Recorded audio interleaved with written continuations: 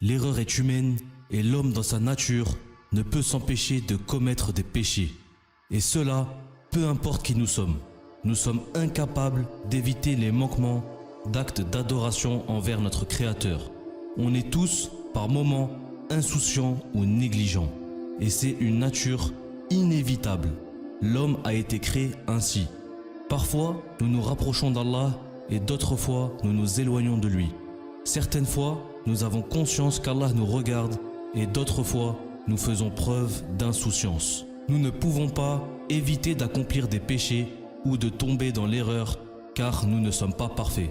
C'est pour cette raison que le prophète Mohammed sallallahu alayhi wa sallam a dit « Par celui qui tient mon âme entre ses mains, si vous ne commettez pas de péché, Allah vous aurait fait disparaître et vous aurait remplacé par un peuple qui commet des péchés, qui lui demande pardon et auquel il pardonnerait. » Allah subhanahu wa ta'ala connaît mieux que quiconque nos faiblesses.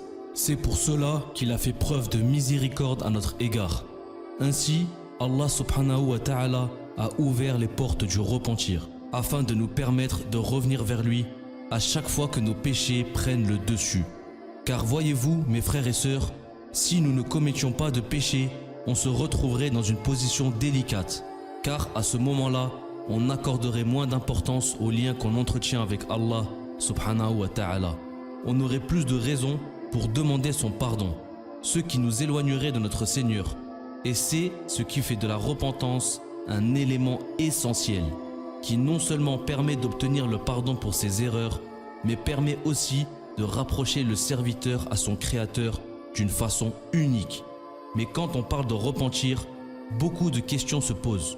On voudrait savoir comment faire pour se repentir et comment pourrions-nous savoir que nous sommes pardonnés et que notre repentance est bien acceptée. C'est exactement pour cette raison que nous dédions la vidéo d'aujourd'hui. Alors regardez bien la vidéo jusqu'à la fin pour connaître la réponse.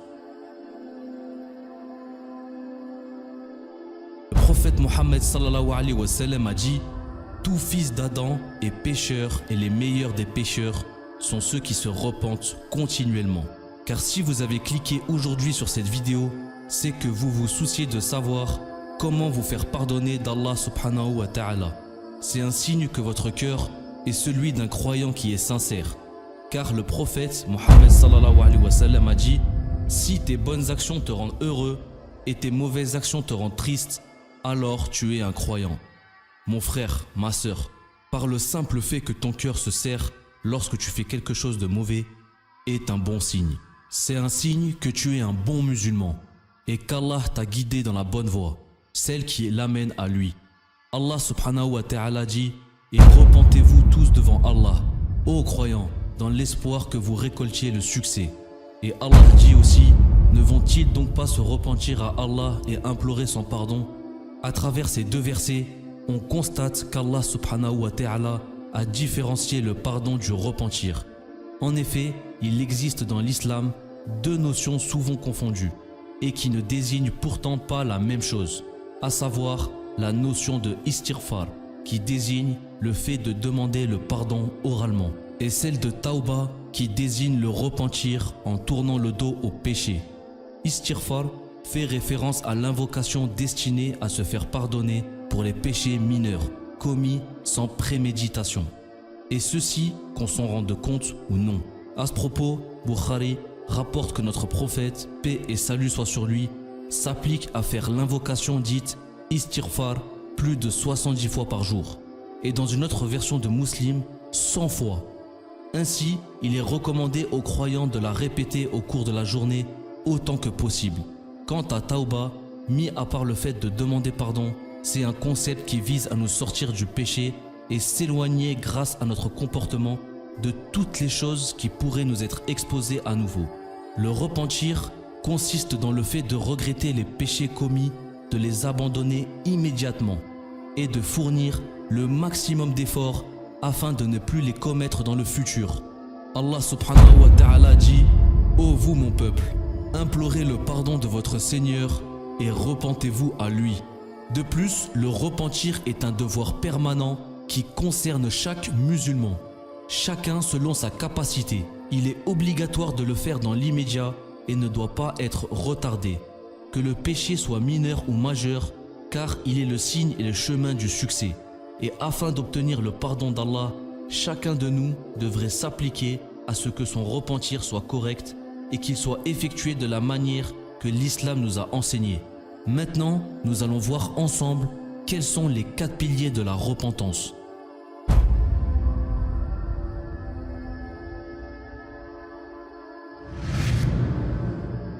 Allah subhanahu wa ta'ala dit: ô vous qui avez cru, repentez-vous vers votre Seigneur d'un repentir sincère. Pour qu'un repentir puisse être considéré comme sincère, il est important de respecter certaines conditions.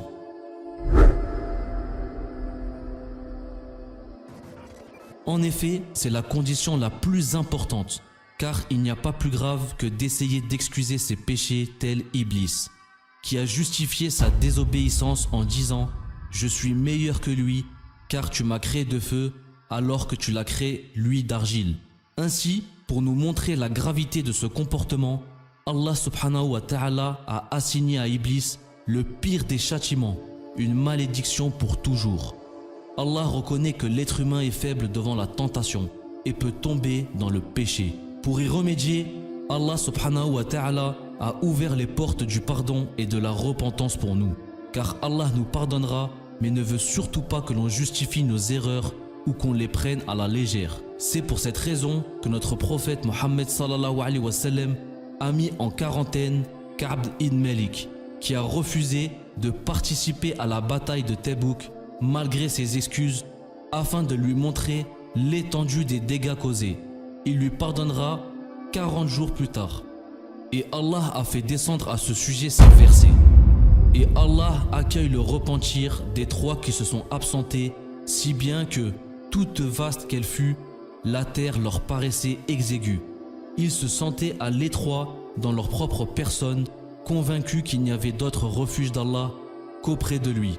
Puis, il agréa leur repentir pour qu'ils viennent à lui, car Allah est l'accueillant au repentir, le miséricordieux.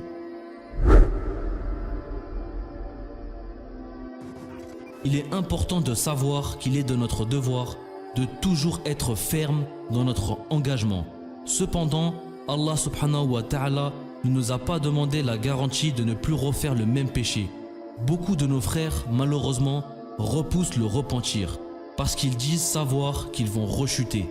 À ce sujet, le prophète nous a parlé d'un serviteur d'Allah qui commit un péché et dit: « Ô mon Seigneur, j'ai commis un péché, je t'implore de me le pardonner. » Allah dit alors: « Mon serviteur a fait un péché et a su qu'il a un Seigneur qui remet les péchés et qui inflige un châtiment à cause d'eux. J'ai pardonné ce péché à mon serviteur. » Ce serviteur d'Allah resta ainsi autant qu'Allah le voulut, puis commit un autre péché et répéta ce qu'il avait dit la première fois, et Allah lui pardonna son péché.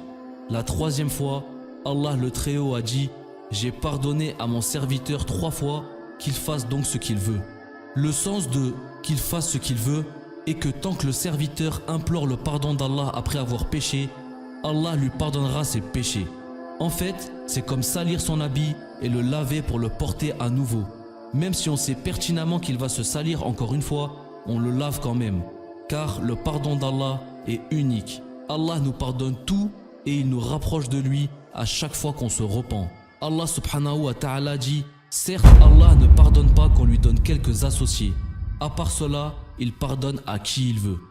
Lorsqu'on cause du tort à quelqu'un et qu'on demande des excuses à cette personne, qu'importe le degré de notre sincérité, cette personne pourrait très bien ne pas nous pardonner. Et même si elle le fait, rien ne sera plus comme avant avec cette personne. Mais ce n'est pas la même chose avec Allah, car quand on se repent, Allah nous pardonne, nous efface nos péchés et nous donne une page toute neuve. Et Allah est tellement bon envers nous, il nous aimera davantage car on s'est remis à lui. D'après Anas qu'Allah l'agrée, le prophète Mohammed sallallahu alayhi wa sallam a dit: Allah a dit: ô fils de Adam, tant que tu m'invoques et que tu as espoir en moi, je te pardonne ce qu'il y a en toi et n'en tiens pas compte. Ô fils de Adam, si tes péchés atteignent le niveau des cieux, puis tu me demandes pardon, je te pardonne et n'en tiens pas compte. Ô fils de Adam, certes, si tu viens à moi avec l'équivalent de la terre rempli de péchés, mais que tu me rencontres sans m'avoir rien associé, alors je te rencontrerai avec autant de pardon.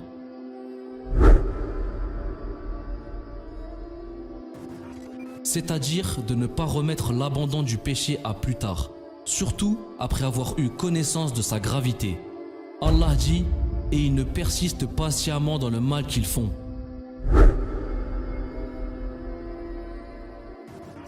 Que cela soit une erreur qui concerne notre relation avec le divin ou avec l'humain, il ne suffit pas de demander pardon, mais il faut se racheter et réparer ses erreurs. Comme le souligne si bien Allah lorsqu'il dit « Sauf ceux qui se sont repentis, ont corrigé leurs fautes et éclairci la vérité.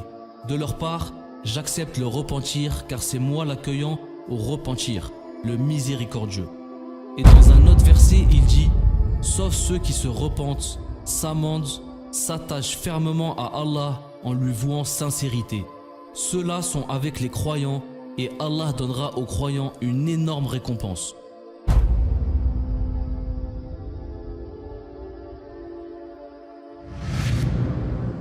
Comme nous sommes tous exposés à l'insouciance et à l'erreur, la miséricorde d'Allah nous oriente et nous enseigne comment se repentir en islam.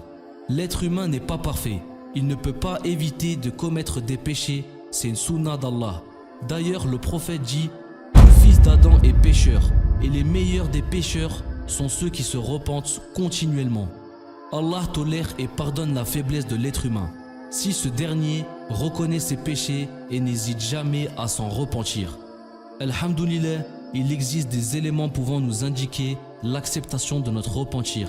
La personne qui se repent se sent beaucoup mieux tout en craignant Allah. En jouissant de sa miséricorde, c'est alors un signe favorable de la part d'Allah. Le repentir est bel et bien accepté, Inch'Allah. La personne repentie ressent ainsi de forts remords à l'égard de ses péchés passés. Elle se voit aussi plus forte et habile à accomplir et maintenir ses engagements religieux. Enfin, elle ressent qu'elle est bien heureuse de pouvoir ne jamais revenir à ses péchés.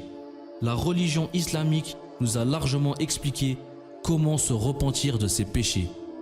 Allah a dit « Demeure sur le droit chemin comme il t'est commandé. » Ainsi, ceux qui sont revenus à Allah avec toi et ne commettez pas d'excès, car vraiment il observe ce que vous faites. Bien qu'il exige une forte volonté, se repentir est un acte aisé et instantané si l'on fait preuve de bonne foi. De plus, de par la bonté divine et la grande générosité du prophète alayhi salatu wassalam, tout nous indique comment se repentir en islam, subhanallah. La balle est désormais dans notre camp, mes frères et sœurs. Nous sommes tous des enfants d'Adam et Hawa, et aucun d'entre nous ne peut prétendre être parfait. Cependant, avec des doua et de la bonne volonté et un repentir sincère, Allah nous pardonnera, Inch'Allah, avec sa permission. Et Allah est toujours le plus savant. Que la paix soit sur vous et vos familles, mes frères et sœurs. Wassalamu alaikum.